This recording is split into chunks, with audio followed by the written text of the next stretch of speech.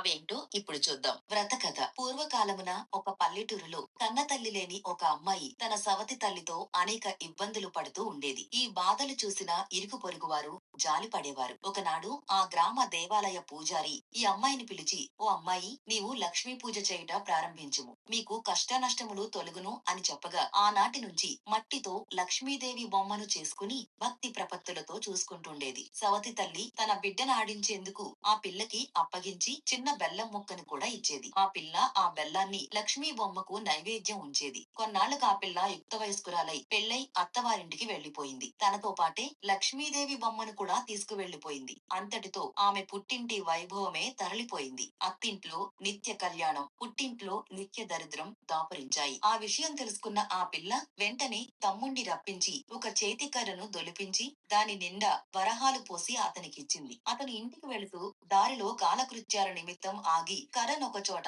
చారవేశాడు. అంతలో ఆ దారిన పోయే వాళ్ళెవరో ఆ కర్రను తీసుకుని పోయారు. తిరిగి వచ్చిన తమ్ముడు కర్ర కోసం వెతుక్కుని కనపడక చేసేది లేక ఇంటికి వెళ్లిపోయాడు. కొన్నాళ్ల తర్వాత అప్పగారు తమ్ముణ్ణి పిలిపించి ఇంటి పరిస్థితి అడగ్గా అతను ఎప్పటిలాగే దరిద్రంగానే ఉంది అని చెప్పాడు. ఈసారి ఆమె ఒక చెప్పుల జోడు నిండా వరహాలు పోసి పైన గుడ్డని కప్పి నాన్నగారికియ్యమని ఇచ్చింది. దారిలో దాహం వేసి చెప్పుల జతను గట్టున పెట్టి చెరువులోకి దిగాడు ఆ కుర్రాడు. అంతలోనే దారిన పోయేవారెవరో ఆ చెప్పుల జతని అపహరించేశారు. మరలి వచ్చిన కుర్రాడు చెప్పుల జత కోసం వెతుక్కుని లభించినందువలన ఎవరికీ ఏమీ చెప్పుకోలేక ఇంటి దారి పట్టాడు. మరికొన్నాళ్లకు అక్కగారు మళ్లీ తమ్ముణ్ణి పిలిపించి ఇంటి దగ్గర దరిద్రం ఇసుమంతైనా తగ్గలేదని తెలుసుకుని ఒక గుమ్మడికాయని దొలిపించి దాని నిండా రత్నాలు పోసి తమ్ముడికిచ్చి తల్లికి అందజేయమంది. అతడు ఆ గుమ్మడికాయనొక చెరువు గట్టు మీద ఉంచి తాను చెరువులోకి దిగాడు. తిరిగొచ్చే లోపల అటుగా వెళుతున్న ఒక బ్రాహ్మణుడు గుమ్మడికాయను చూసి తనతో తీసుకుని వెళ్లిపోయాడు. తిరిగి వచ్చిన తమ్ముడు గుమ్మడికాయ కనపడకపోవడంతో తన దురదృష్టాన్ని నిందించుకుంటూ వెళ్లిపోయాడు. ఇంకా కొన్నాళ్లు గడిచాక అక్కగారు తన పుట్టింటి విషయాలు తెలుసుకుని వారిని ఉద్ధరించడం ఎలాగునా అని ఆలోచించి భర్త అనుమతిపై పుట్టింటికి వెళ్ళింది. ఒకనాడామె సవతి తల్లితో, "అమ్మ, ఈ రోజు లక్ష్మీవారం కావున లక్ష్మీదేవి వ్రతం నోచుకుందాం. నువ్వేమీ తినకుండా ఉండు" అని చెప్పింది. తల్లి సరేనని చెప్పి చంటి పిల్లలకి చద్దన్నాలు పెడుతూ తాను కూడా ఒక ముద్ద తింది. తీరా కూతురొచ్చి నోముకు పిలిచేసరికి పొరపాటున తాను చద్ది తిన్న సంగతి చెప్పింది. అందుకు కూతురు చింతించి, "పోనీలే, వచ్చే వారం చేసుకుందాం. ఆ రోజైనా జాగ్రత్తగా ఉండు" అని చెప్పింది.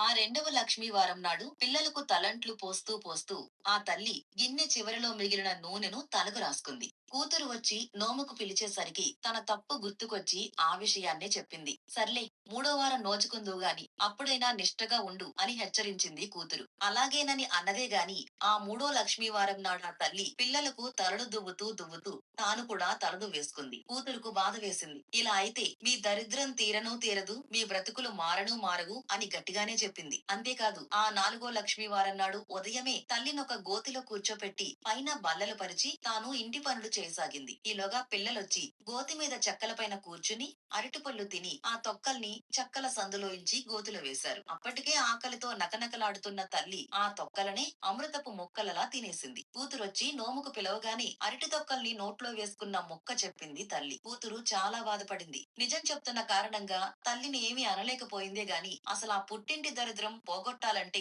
తాను మరొకసారి జన్మించాలని దుఃఖించింది. అయినా ధైర్యం వహించి, "అమ్మ, చివరి లక్ష్మీవారమైనా శ్రద్ధ వహించి వ్రతం నోచుకుంటే బాగుపడతారు. లేకుంటే నేనేమీ చేయలేను" అని చెప్పేసింది. అంతేకాదు ఆ చివరి లక్ష్మీవారం నాడు తల్లి కొంగును తన కొంగుకు ముడివేసుకుని ఏ అపచారమూ జరగకుండా చూసుకుని స్నానం చేయించి వ్రతం చేయించింది. కూతురు పూర్ణ కుడుములు నివేదించగానే మహాలక్ష్మి వాటిని స్వీకరించింది. కాని తల్లి పెట్టినప్పుడు మాత్రం స్వీకరించలేదు. అది చూసిన కుమార్తె ఆ నివేదనను ఎందుకు నిరాకరించావని అడగగా లక్ష్మీదేవి, "అమ్మాయి, నీవు చిన్నతనంలో నువ్వు నా బొమ్మతో ఆడుకుంటుండగా నీ ఈ సవతి తల్లి నిన్ను చీపురుతో కొట్టింది. ఆడపిల్లలు సిరికి ప్రతిరూపాలు. అందుచేతనే ఈవిడి గారి నైవేద్యం తీసుకోవడం లేదు" అని చెప్పింది. అప్పుడా కూతురు లక్ష్మీదేవికి క్షమాపణ చెప్పి తల్లి చేత కూడా క్షమాపణ చెప్పించగా లక్ష్మీదేవి ప్రసన్నురాలై నైవేద్యాన్ని స్వీకరించింది.